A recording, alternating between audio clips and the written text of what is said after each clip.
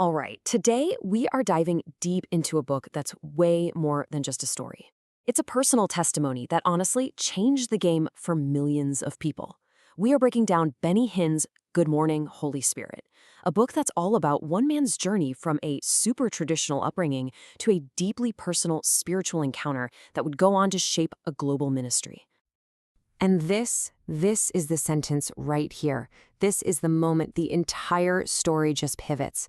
Notice he doesn't say it was a feeling or some vague idea. He describes it as a real, tangible presence literally entering his room. This one shocking event becomes the anchor for everything that comes next. And that right there is the big question we're going to tackle. How does a moment that's so intensely personal, just one person in a room, explode into a movement that touches millions around the world? To figure that out, we've got to go back to the very beginning. Okay, so let's get into it. To really get the scale of the transformation, you first have to understand the world Benny Hinn came from. And it was a world of really strict tradition, of deep family honor, and for him, a very personal, very hidden struggle. This was the thing that defined his entire youth. He had a severe stutter. And we're not talking about a minor little trip up now and then. This was debilitating, so much so that it left him feeling totally isolated. Now, you have to keep this in mind because this constant, painful struggle is the key. It's the ironic backdrop to what he would eventually become famous for. Just look at how complex his upbringing was. You've got a kid born in Israel to a Greek Orthodox family, but he's educated for 14 years in Catholic schools.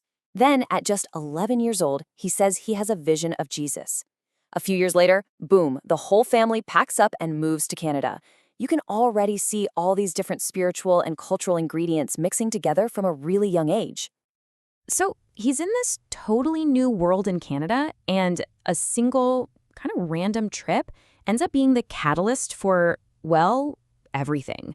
It's 1973, and a friend invites him on a bus trip to Pittsburgh, a trip that would introduce him to a completely different kind of faith than anything he'd ever known. The way he describes this is it's an overwhelming sensory experience. Before the meeting even starts, he feels his body shaking, totally out of his control. Then, during the worship music, he feels this literal breeze, this blanket of warmth. And then, he says he hears a clear voice speaking right to him.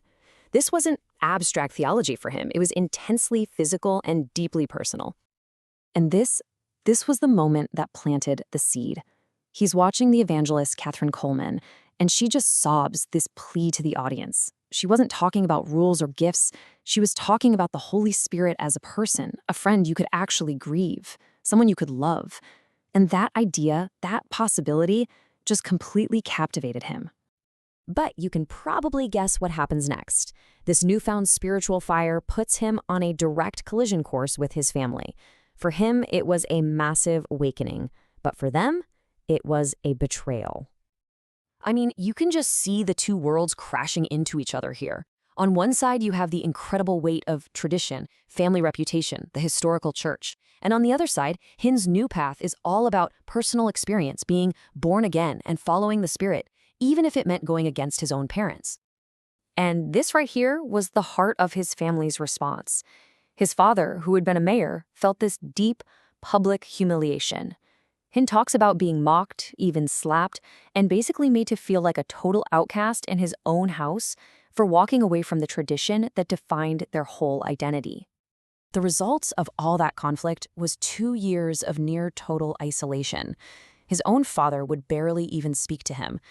So, pushed away by all this pressure, his entire world just shrank down to the 4 walls of his bedroom, where he spent thousands of hours completely alone. But here's the crazy thing. It was right there, in that intense isolation, that the central revelation of his entire life and his book happened. He started to build what he calls a daily, personal, conversational relationship with the Holy Spirit. And this is where he completely reframes a famous theological phrase, the communion of the Holy Spirit. See, for Hinn, this wasn't some stuffy church ritual. It was about an actual friendship, a daily conversation with the Holy Spirit as a real, distinct person, his closest companion. And to explain this, he uses a really simple analogy. Think of it like turning on a light. The Father is the one who says, "Let's turn on the light." The Son is the one who actually gets up and flips the switch. But the Holy Spirit? The Holy Spirit is the electricity itself, the power that actually makes the light shine. And this is really the end result of all that time spent in isolation. The Holy Spirit went from being this distant, confusing concept, the third person of the Trinity, to being an immediate, real, and personal guide in his everyday life. So now we're at the final stage of this whole transformation. An intensely private experience is about to go public in pretty much the most dramatic way you could possibly imagine. According to Hinn, he heard an audible voice from God with a very clear, very simple command: preach the gospel. Now, this seemed totally impossible. I mean, how could a young man with a severe, lifelong stutter ever stand up and preach to anybody? The story really hits its peak right here. A local church invites him to share his story. He's terrified, but he agrees. He stands behind a pulpit for the very first time in his life. He opens his mouth to speak, and in that exact moment, he says the severe stutter he'd had since he was a little kid just vanished completely. I mean, what a powerful resolution to his story. The very thing that had caused him so much pain and isolation his entire life, that stutter, was now totally gone, replaced by the one thing he was commanded to do: speak. It's a complete 180.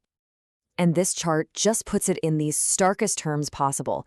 The change he describes wasn't something that happened over time. He presents it as an absolute overnight flip of a switch, from 100% severe stutter down to 0, just like that. And this is what brings the whole story full circle. Months go by, and his parents, who have no idea he's been preaching, see his picture in a newspaper ad for a service. They show up, totally unannounced, and sit in the audience, about to witness the son they had disowned for his shameful new faith. And this leaves us with this one final, powerful question. The conflict that was once behind the closed doors of their home is now right there, on a public stage. What happens when the family who rejected the faith is forced to confront its most miraculous result? It's the tension at the absolute heart of this entire story.